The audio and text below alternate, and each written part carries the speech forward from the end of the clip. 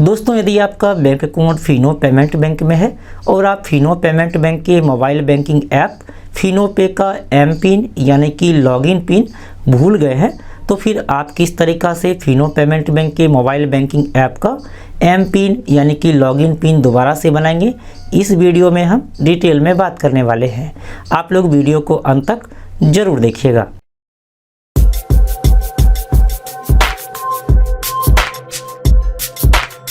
दोस्तों, हम Fino payment bank के मोबाइल बैंकिंग ऐप फिनो पे को ओपन कर लेते हैं। ओके पे क्लिक कर लेते हैं। अब दोस्तों यहाँ पर देखिए, लॉगिन करने के लिए एम पिन यानी कि लॉगिन पिन मांगा जा रहा है। तो आप लोग यहाँ पे 4 अक्षर का लॉगिन पिन फिलअप करके लॉगिन करते होंगे। चूंकि हम यहाँ पर एम पिन यानी कि लॉगिन पिन भूल गए हैं, तो आप यहाँ पर फॉरगेट एम पिन पर क्लिक कर लीजिए।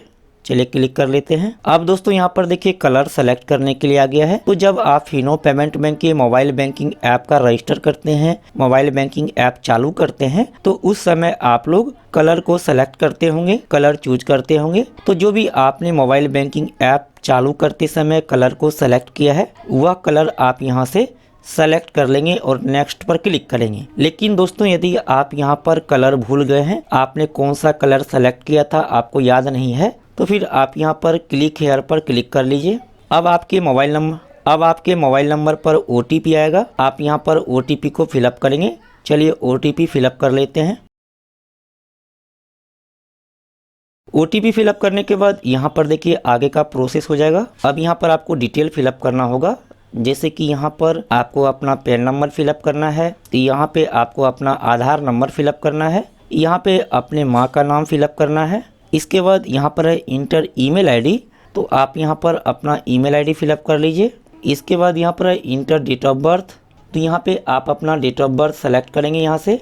इसके बाद यहाँ पर है इंटर कस्टमर आईडी, तो आप यहाँ पे अपना कस्टमर आईडी फिलअप करेंगे। अब दोस्तों यहाँ पर काफ़ी सारे लोगों के मन में सवाल होगा कि हमारा कस्टमर आईडी क्या है, हमें किस तरीक़ा से कस्टमर आईडी मालूम होगा। तो दोस्तों यहाँ पर बता दें, दोस्तों जब आप फिनो पेमेंट बैंक में अकाउंट ओपन करते हैं, तो अकाउंट ओपन करने के बाद आपको इस तरह का किट मिलता है। इस किट में कुछ डॉक्यूमेंट, इसके अलावा आपका डेबिट कार्ड यानी कि ATM कार्ड रहता है। तो इस किट के अंदर जो डॉक्यूमेंट है उसमें ही आपका कस्टमर आईडी लिखा हुआ रहता है। इसके अलावा अकाउंट नंबर भी लिखा हुआ रहता है। चलिए आपको हम दिखा देते हैं कहाँ पर लिखा हुआ रहता है। दोस्तों देखिए, आपको इस तरह का डॉक्यूमेंट इस किट के अंदर मिलता है और इस डॉक्यूमेंट में यहाँ पर देखिए लिखा है कस्टमर आईडी, तो ये आपका कस्टमर आईडी है। इसके अलावा यहाँ पर देखिए अकाउंट नंबर लिखा हुआ है। तो इस तरीक़ा से आप अपना कस्टमर आईडी मालूम कर सकते हैं। चलिए हम यहाँ पर अपना डिटेल फिलअप कर लेते हैं। यहाँ पर डिटेल फिलअप करने के बाद कंटिन्यू पर क्लिक करेंगे। जैसे ही आप कंटिन्यू पर क्लिक करेंगे, अब यहाँ पर आपको कलर सेलेक्ट करने के लिए आ जाएगा। तो आप यहाँ से अपनी मर्जी से कोई भी रंग को सेलेक्ट कर लीजिए। चलिए हम यहाँ पर येलो सेलेक्ट कर लेते हैं। तो आप यहाँ से अपनी मर्जी से कोई भी कलर को सेलेक्ट कर लीजिए। जब आप फिर से एम पिन यानी कि लॉगिन पिन भूल जाएंगे, तो आपको कलर पूछा जाएगा, तो आप यहाँ पर ध्यानपूर्वक कलर को सेलेक्ट करेंगे। इसके बाद नेक्स्ट पर क्लिक करेंगे।